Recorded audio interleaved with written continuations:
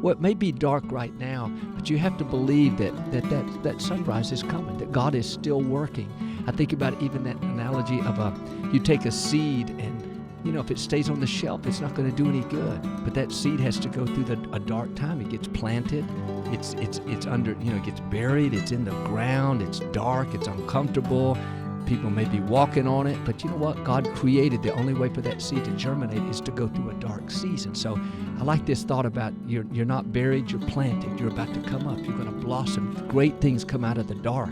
And so I think that's when you have to hold on to your faith and say, God, I may not understand this. It may not be fair. These people didn't do me right, or I had this setback. But when you believe that God is still in control, that He's still directing your steps, that out of that dark season, you're going to come into a light season. You're going to come into a time where you bloom and blossom. But I think the key is we can't get bitter in the dark. We can't give up in the dark. You may go through a season, a little bit of discouragement, but I believe you can get out of that and you can, have that faith to say, God, I believe that victory begins in the dark, and it may be midnight in my life, but it is a new day, and then I'm going to come into this bright season.